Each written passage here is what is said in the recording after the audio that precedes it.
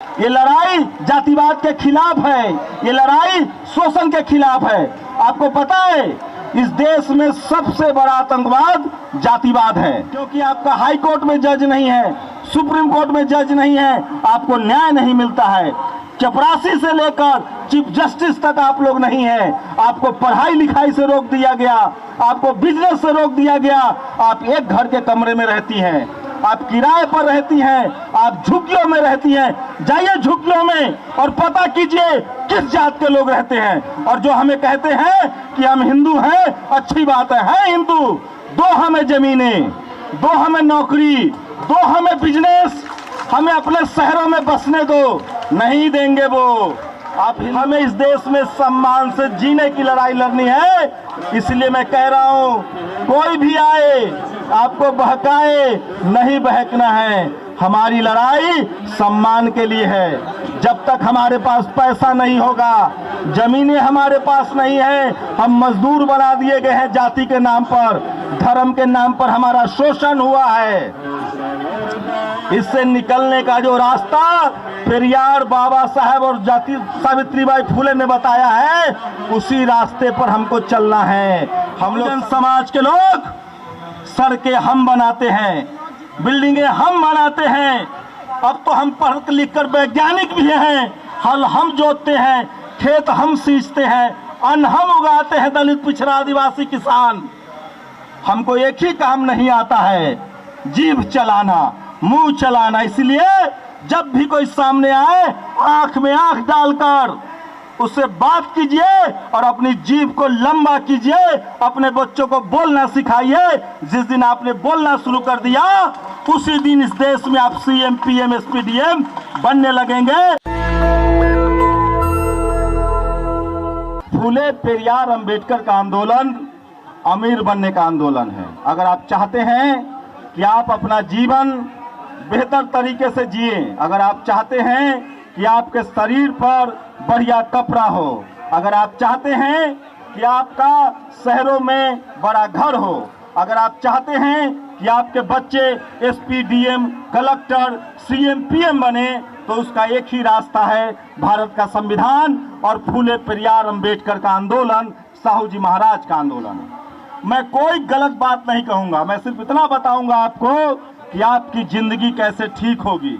मैं जब इस देश में घूमता हूं तो मुझे लगता है कि जो संविधान ने हमें नाम दिया है एससी, एसटी, ओबीसी का, मतलब दलित, पिछड़ा, आदिवासी और किसान, वही गरीब क्यों हैं, वही लाचार क्यों हैं, वही बेबस क्यों हैं, उसी के पास पैसे क्यों नहीं हैं, वो हाई कोर्ट, सुप्रीम कोर्ट में जज क्यों नहीं है, वो बिजनेसमैन क्यों नहीं है। और यहाँ तक कि इस देश से जो लोग रुपए लेके भाग गए हैं, उसमें एक भी एससी, एसटी, ओबीसी का आदमी नहीं है। जो महिलाएं आए हैं उनको मैं कहना चाह रहा हूं, मैं सही कह रहा हूं, अगर आप फुले पेरियार अंबेडकर, बाबा साहेब और संविधान की बात मानेंगे तो मैं लिख के दे सकता हूं कि आपके बच्चे को अमीर होने से कोई नहीं रोक सकता है।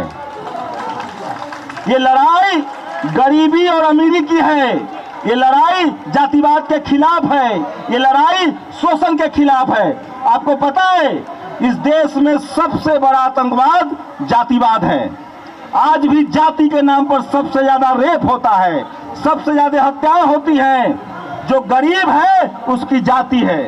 जेल में हीरा चोरी के झूठे आरोप में इस देश के एससी, एसटी, ओबीसी को जेल में डाल दिया जाता है, क्योंकि आपका हाई कोर्ट में जज नहीं है, सुप्रीम कोर्ट में जज नहीं है, आपको न्याय नहीं मिलता है।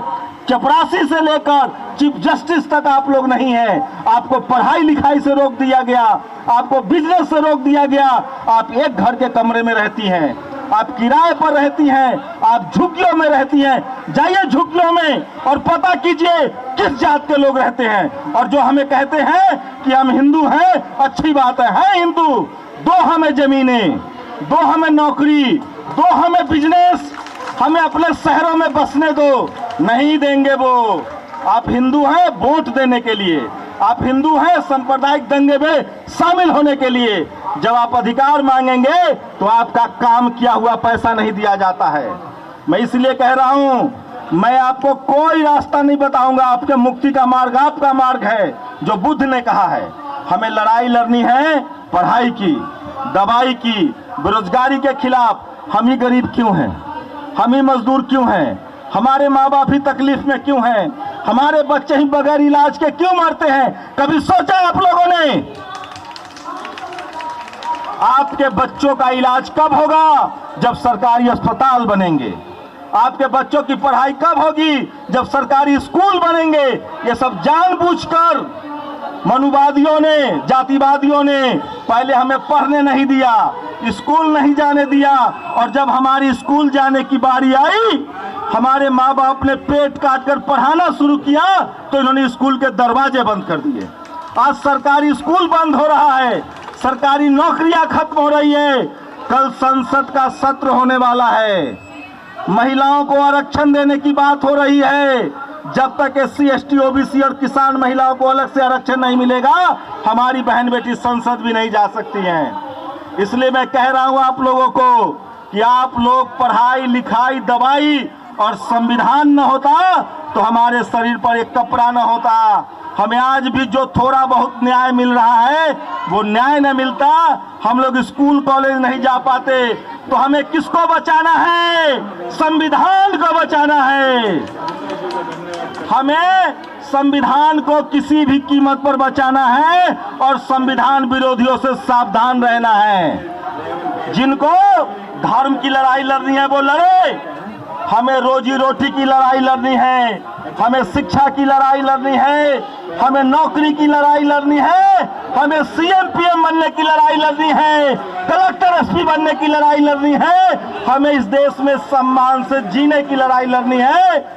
इसलिए मैं कह रहा हूं, कोई भी आए आपको बहकाए, नहीं बहकना है। हमारी लड़ाई सम्मान के लिए है। जब तक हमारे पास पैसा नहीं होगा, जमीनें हमारे पास नहीं है, हम मजदूर बना दिए गए हैं जाति के नाम पर, धर्म के नाम पर हमारा शोषण हुआ है।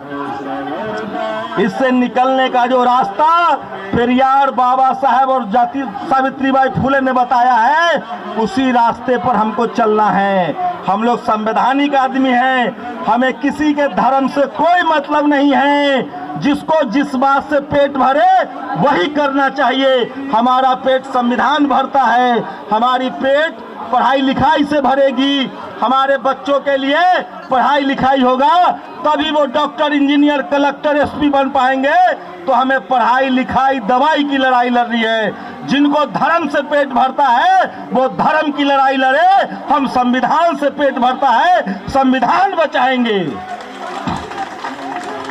और ये बात गांव-गांव में जाके कहिए। हमें कुछ जो भी मिला है, मेरे माँ बाप मजदूर हैं, मैं आज पढ़ लिख के आपके सामने बोल रहा हूँ क्योंकि बाबा साहब का संविधान था।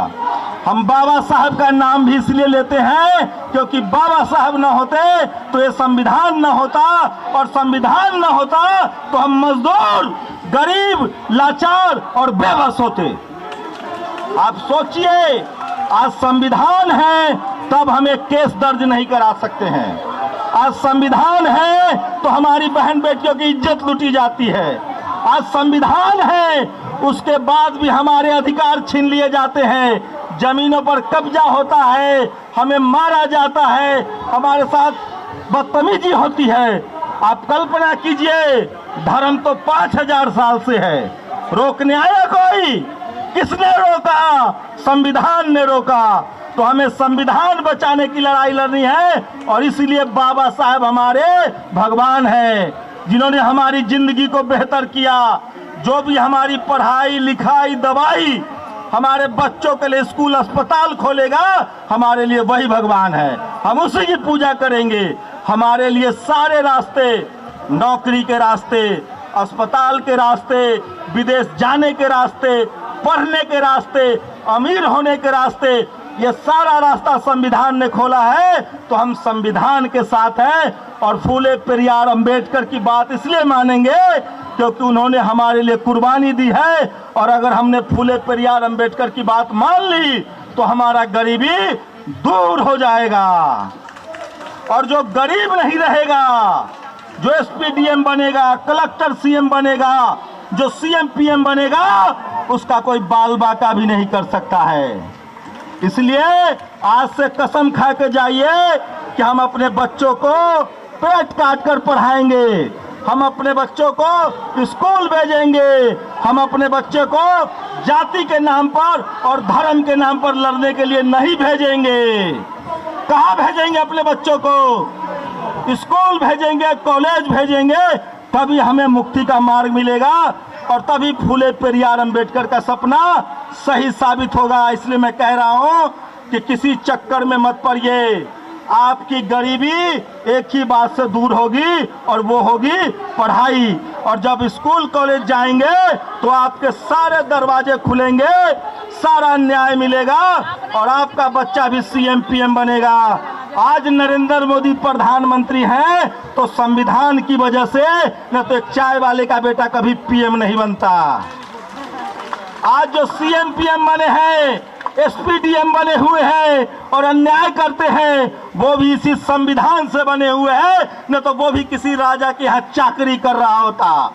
इसलिए संविधान बचाना है, संवैधानिक अधिकारों के लिए लड़ना है। जिनको जाति और धर्म की लड़ाई लड़नी है उनको लड़ने दीजिए, हम संविधान बचाएंगे, फूले पेरियार अंबेडकर के रास्ते पर चलेंगे और इसी से हमारी गरीबी दूर होगी, क्योंकि मैं इसका सबूत हूं।